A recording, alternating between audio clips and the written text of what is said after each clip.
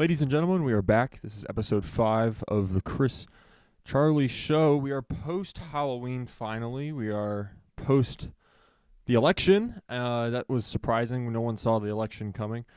And it was a lot of stuff happened. We had Trump come back for the first time, and I think it's the second time that a president has returned for a second term after losing previous years and then returning. So historic return, whether you say that's good, whether you say it's bad, that's up to you. I'm somewhere in between. I voted for Joe Biden. Everyone gave up on Joe Biden. I'm not a quitter.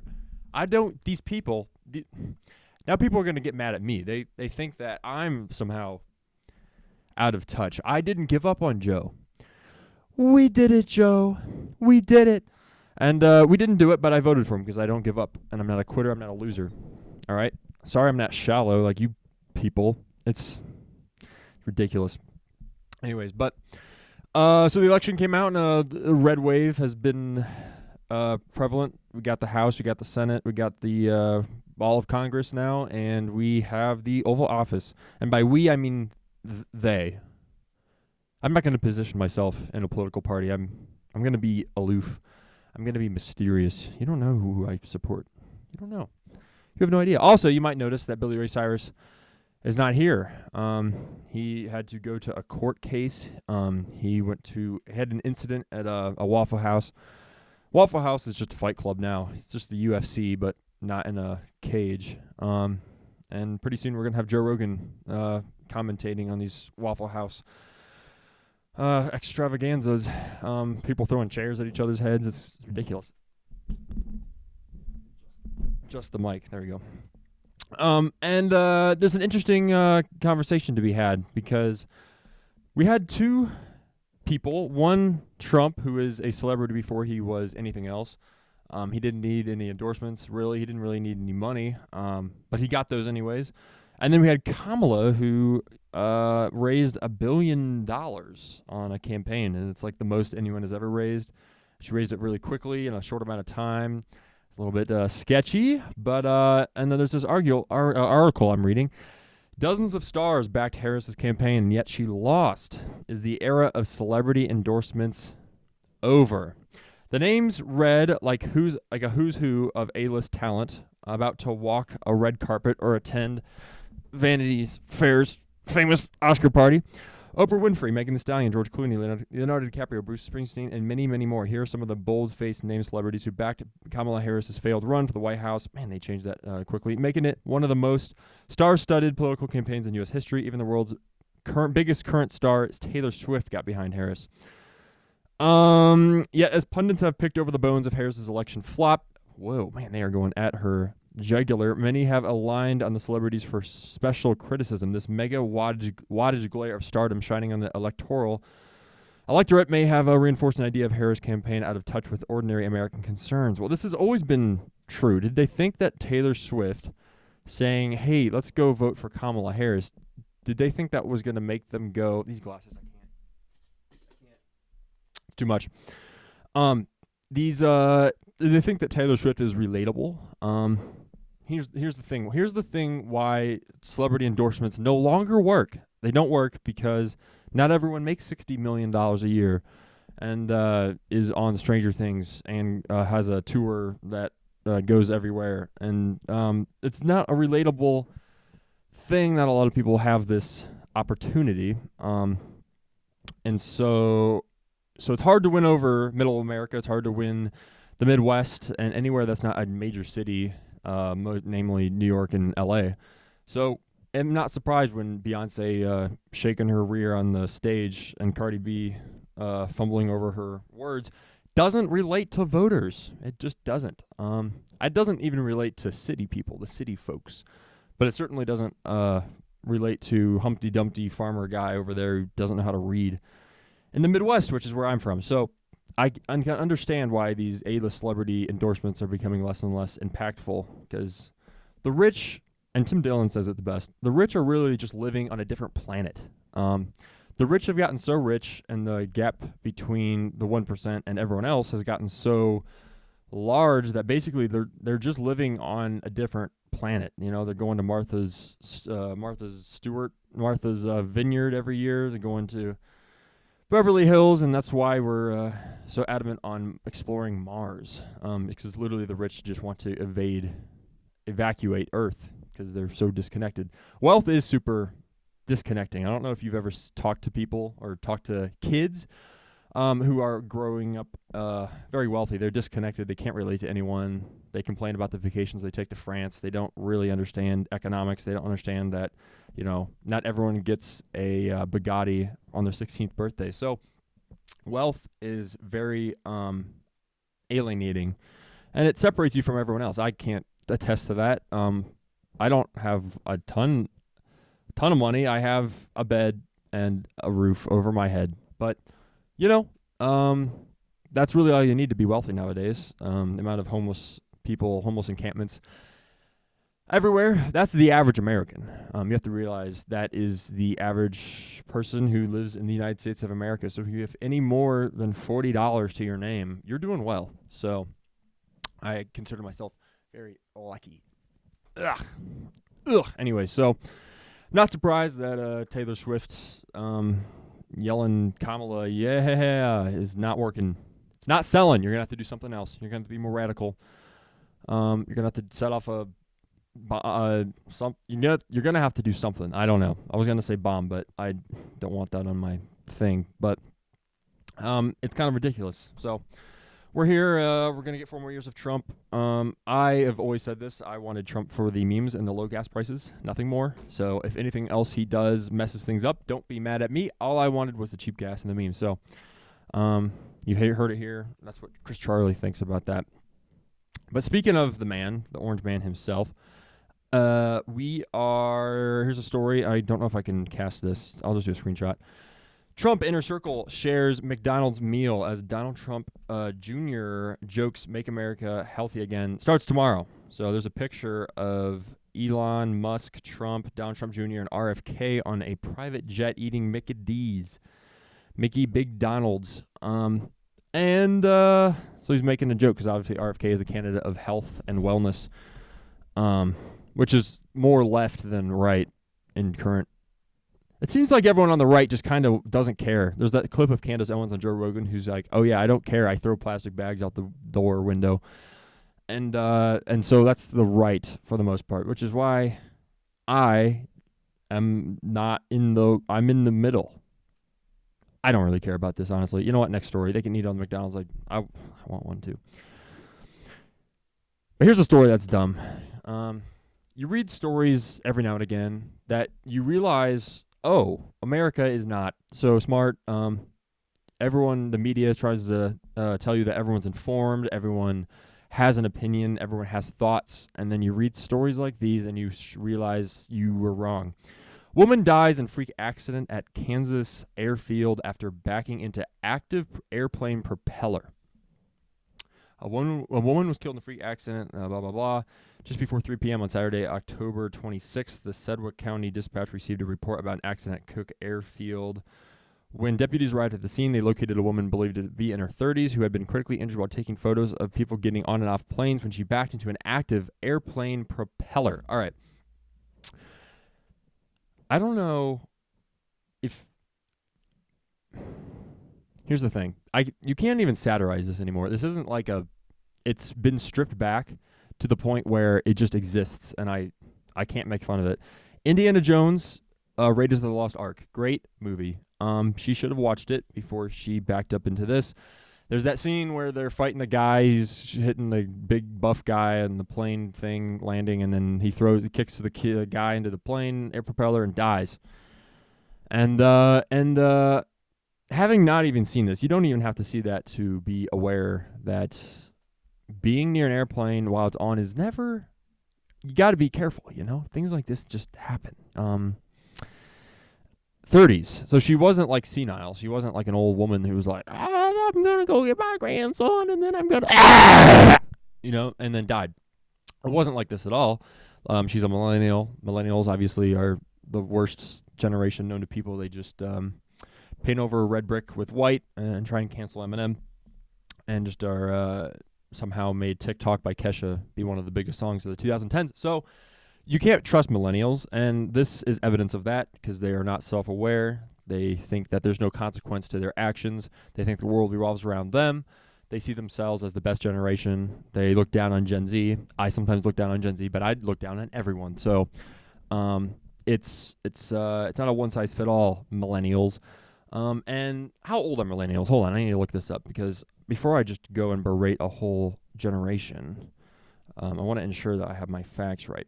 As of 2024, millennials are between the ages of 28 and 43. That sounds about right.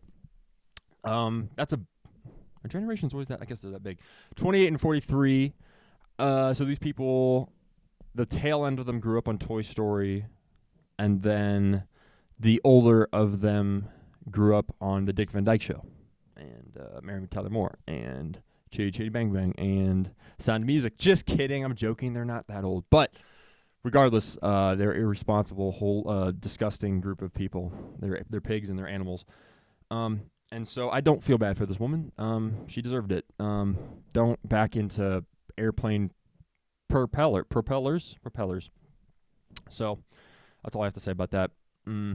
So, and people will get mad. They're gonna say, "Hey, Chris, Charlie, you're not taking this seriously enough. You should feel bad for her. It was an accident." You can't play both sides of this field. Are you responsible for your actions, or are you not? The plane wasn't moving. It sounds like from the story. It sounds like she just backed into it. So we're going to hold her to her. She's still alive, by the way, so she's not dead. She didn't completely Indiana Jones it, but she is alive and still with us. Probably not feeling great. If you take a prop to the head, you probably have to take a walk around the track. Take a little pill, eat it, make the pain go away, drink a little water, go around the track. That's what she's doing right now. So I don't want to see her injuries because I don't care. But if I did see them, I would probably feel bad. But I don't. So anyways, what was I saying? What else is there? Teen arrested. Texas teen arrested 3 months after Sonic manager shot and killed over fake money payment. A Texas teen has been arrested more than 3 months after she allegedly shot and killed a Sonic manager following an argument over counterfeit money. Adata Robertson, 17, was arrested Tuesday at an apartment complex in Dallas.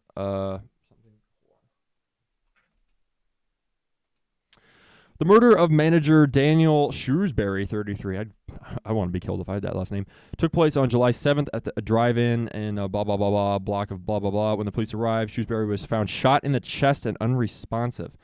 Robertson is accused of trying to pay for food with counterfeit money and stealing money from a Sonic employee. Shrewsbury went outside to take a photo of the suspect's vehicle license plate when Joshua Joseph, who was with Robertson, became upset and threatened to assault Daniel and warned him he was going to get shot. Sorry, this nose scrolling isn't making for good audio. Hold on. No. Investigators say Robertson then exited the suspect's vehicle with a gun, firing at Shrews. Who cares this? Pop a second. Who cares this much about counterfeit money? I've never worked at a Sonic. I've never worked at fast food. It is below me. I would rather be on unemployment and pass away in a car accident than work food. And if you work food, my condolences. But I am proud of you. You're the backbone of America. But who cares this much about counterfeit money? If someone came to my job, and right now I'm doing lawn care, that's about to change. But if someone came to my job and gave me fake money, I would laugh, and then I would just take it, and I would just go home, and that's it. But first of all, who has a Glock when you're working at Sonic? Is Sonic become like a Waffle House? Has it become like an active war zone? Is it all the Sonics suddenly relocated to Gaza? What is happening? I probably missed something in that story. There's probably something where they're threatening to kill, but my phone was on the ground. I don't want to get it. That's okay. I'm going to make this a short one anyways. I have things to do. But who has a gun loaded and ready with ammo while you're on shift and then decides it's best to use it when a patron of Sonic decides to pay counterfeit money? Was it like Monopoly money? I have some fake... Hold on, just 1 second.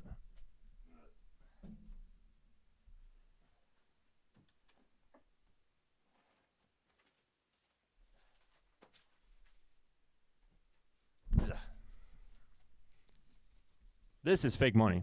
Now, if they were using this, now these are all hundreds, and they say not federal. I just can't understand a situation in which shooting someone over counterfeit money would be justified, or that would be your first reaction. Now,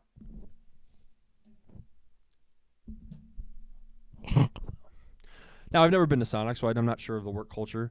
Maybe they have a very deep honor shame system. Maybe they're all Chinese. But regardless, I don't think drawing a gun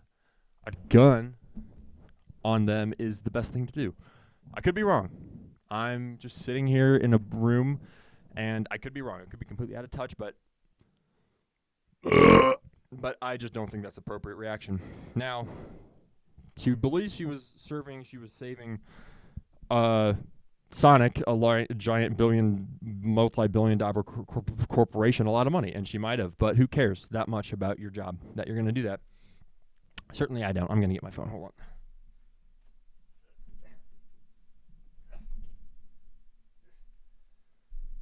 Good golly. All right. Hopefully I don't flash you. Sorry. Oh, here's what she said. Sorry. This is a very spotty. Oh, I hope I'm not showing anything. All right, hold on. I just have underwear on right now. I don't want it to get too hot in this. She says, and this is the person who shot the person. I apologize for the actions of something that happened to me. None of that should have happened the way it happened.